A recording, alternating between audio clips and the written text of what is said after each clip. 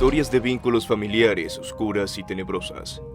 Escuchemos las historias. Mi abuelo fue secuestrado y obligado a trabajar para el Vietcong, y cuando murió en combate, ninguno de los bandos reclamó su cuerpo, así que fue enterrado en una tumba sin nombre, dejando a mi abuela a cargo de 3 hijas, mi madre y tías. Así que trabajó en el campo hasta que alguien le ofreció un trabajo como acompañante en un bar de Saigón. Ahí fue donde conoció a mi abuelo estadounidense. Ellos se casaron y se mudó a Ohio con él.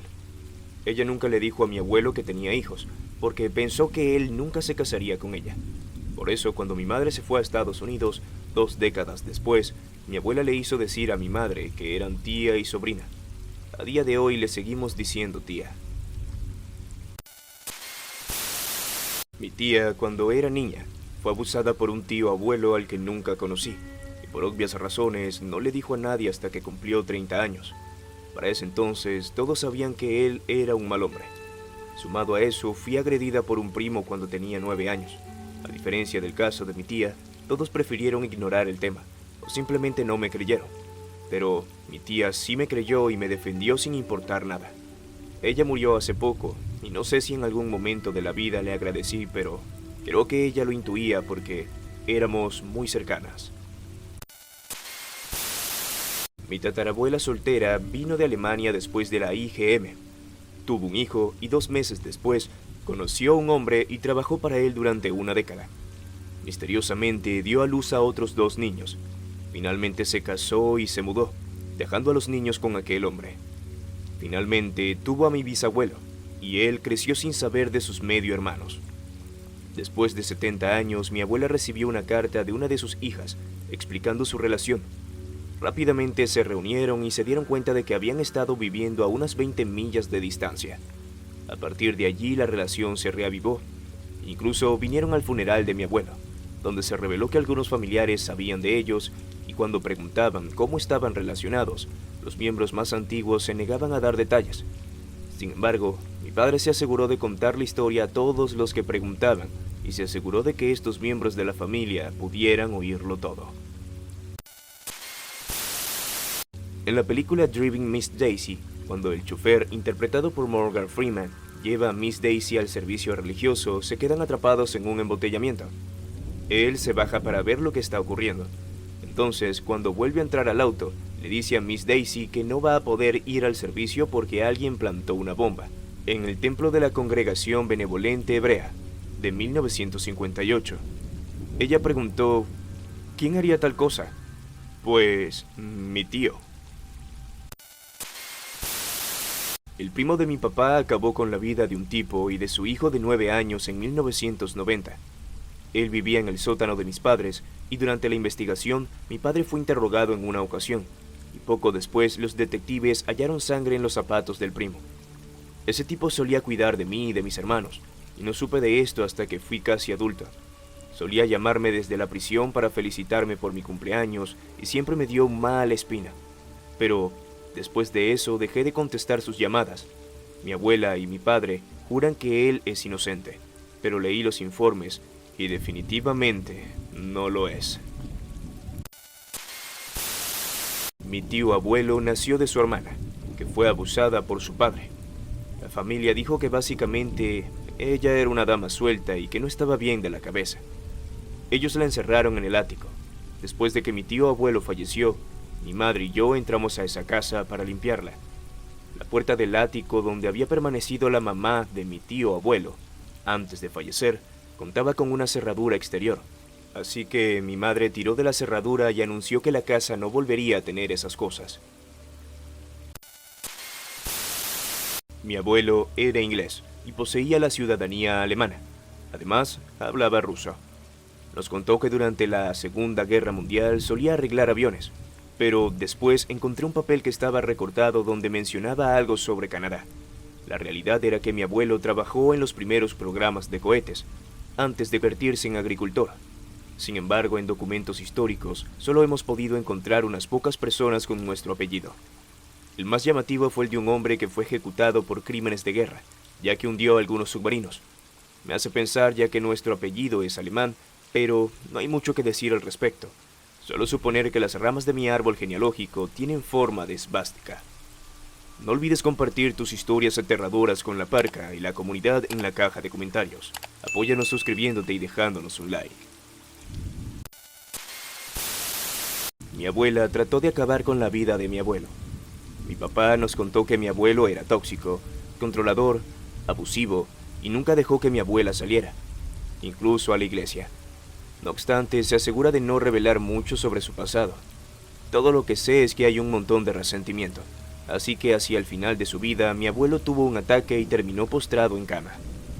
No podía hablar correctamente, pero entendía cuando le hablábamos. Además, teníamos un cuidado a tiempo completo que lo bañaba, alimentaba, entre otros, porque mi abuela no quería cuidarlo. Más tarde descubrimos que ella no le estaba dando sus medicamentos y lo ignoraba cuando éste tenía sus ataques. Tampoco le buscaba sus pañales y lo dejaba en su mugre durante días. Finalmente mi tío lo acogió y se hizo cargo de todo, a pesar de que su esposa se estaba recuperando de un cáncer de mama. Ocasionalmente mi abuela lo visitaba y pedía que los dejaran solos. Sin embargo, una vez la pillaron tratando de estrangularlo. La amenazaron con llamar a la policía y ella solo se quedó callada. Entonces, mi tío la expulsó de su casa. Este hecho empeoró la salud de mi abuelo y fue internado en la UCI. Ella también solía visitarlo a aquel sitio y una vez lo vimos con el brazo roto, pero nunca supimos si ella lo había causado porque mi abuelo no podía verbalizarlo. Mi padre biológico nació en Japón, así que es medio japonés, pero según tiene sangre irlandesa o algo parecido. Mi abuela japonesa lo adoptó y lo llevó a Estados Unidos, cuando se mudó con su marido. La abuela no decía nada de su experiencia durante la Segunda Guerra Mundial y mucho más por vivir en una Japón de la posguerra. Fue después de que falleciera que escuché algunas historias que ella contaba a otros, de cómo se escondían durante los ataques aéreos, de los abusos de los soldados estadounidenses, que posiblemente el producto de esto ella no pudo tener hijos propios, y que así fue como adoptó a mi padre. Sin embargo, me habían dicho que ella lo adoptó legalmente de un orfanato. Más tarde me dijeron que podría haber sido el hijo ilegítimo de su hermana. Otra de las teorías era que ella obtuvo a mi padre por medio de un tercero y que debía estar en determinado sitio a determinada hora para que se lo diera. Cuando fue hasta allá, alguien abrió la puerta y le puso un bebé en sus brazos. Luego cerraron la puerta y ella se marchó de allí. También existían otras versiones y nos dimos cuenta de que cada vez que alguien le preguntaba, ella cambiaba la historia. Así que no hay certeza de dónde vino mi padre, quiénes eran sus verdaderos padres y cuáles fueron las circunstancias que rodearon su adopción. Bueno, estas son algunas cosas en el lado paterno de la familia. Primero, vivimos en Singapur, un país donde la raza mayoritaria es china. Por ende, siempre hemos sido catalogados como chinos.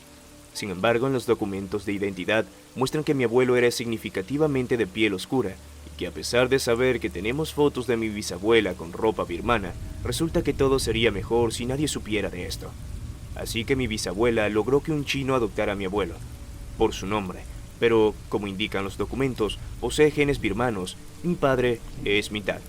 Sin embargo, se molesta cuando mencionamos que no es 100% chino. En segundo lugar, mi padre tenía una hermana que murió muy joven, y eso era todo lo que me contaba cuando crecía. Por pura curiosidad, descubrí que mi tía era adicta y que se casó con un británico. Tuvo un hijo, se divorció y huyó a Inglaterra para casarse con otro que decía ser un magnate de las joyas. Sospechamos que ambos hombres compraron a mi tía o que tuvieron un acuerdo con la familia. Ella falleció de un trastorno inmunológico y tuvo su funeral en Singapur. Su segundo marido no pagó nada. Ni siquiera le quiso comprar unos zapatos para que llevara en su ataúd. Además, nadie sabe de él o de su familia. Recientemente hallé a su hijo, mi primo perdido, y dijo que su padre, el primer esposo, le dijo a todo el mundo que éramos camboyanos. Mi primo vive en Australia y tenía muchas preguntas, incluyendo por qué nadie lo visitó. Mi madre fue enviada a un hogar para madres solteras para dar a luz a su primer hijo en Australia. Esto era muy común. Sin embargo, hasta los años 70 se empezó a conocer como adopción forzada, ya que se le negaba la oportunidad a la madre de quedarse con su hijo. Las familias enviaban a sus hijas solteras embarazadas a estos lugares para que completaran su gestación. Dar a luz y entregar al niño, sin que los vecinos sospecharan de esto. Encima de eso, gracias al ADN de sus antepasados, se ha enterado de que su padre no es su verdadero padre, y que su madre había estado embarazada de otro antes de que sus padres la casaran. Hablando de hipocresías familiares, mi hermano se disparó en la pierna para salir de Irak y trató de culpar a los enemigos. Me enteré de esto el día que llegué a Afganistán, de la tetra inicial y de la verdadera intención.